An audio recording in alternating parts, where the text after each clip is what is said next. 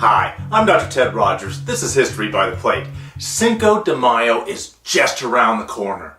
And while it started as a celebration of how Mexico defeated French forces in 1862, today, at least here in the States, it's a celebration of the influence of Mexico on our popular culture, especially food. And one of the foods most consumed on that day are nachos. But did you know that the invention of nachos have nothing to do with Cinco de Mayo? A matter of fact, they arose out of Mexican-American relations during World War II. So how did we get that chance of cheese on a chip? Let's check it out.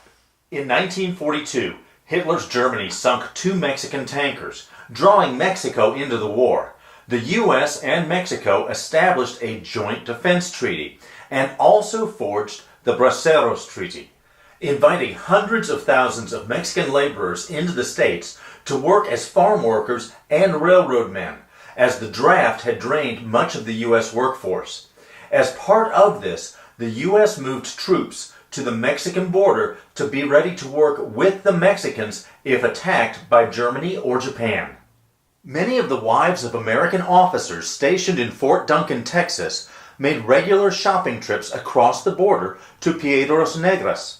There, after a day of shopping, about 12 ladies stopped into a restaurant called the Victory Club, where Ignacio Anaya was the maitre d'. Ignacio, known to his friends as Nacho, seated the ladies and went to the kitchen to inform the chef, but the chef had stepped out.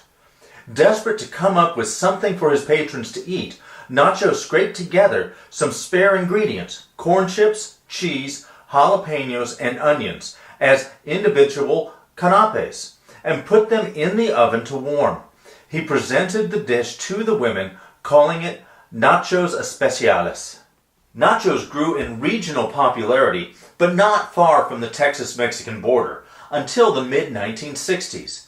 That's when a man named Frank Liberto, a vendor at Arlington Stadium, home of the Texas Rangers baseball team, wanted to serve nachos during ball games.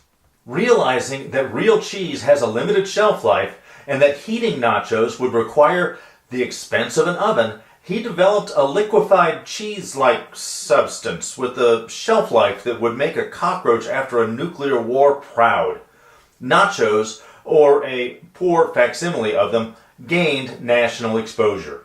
But the good stuff, the real stuff, was all due to some hungry officers' wives, a missing cook, and an enterprising maitre d'.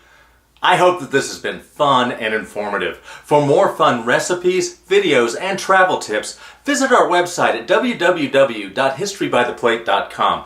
Oh, and subscribe to our YouTube channel as well. It is fun and free. Happy cooking!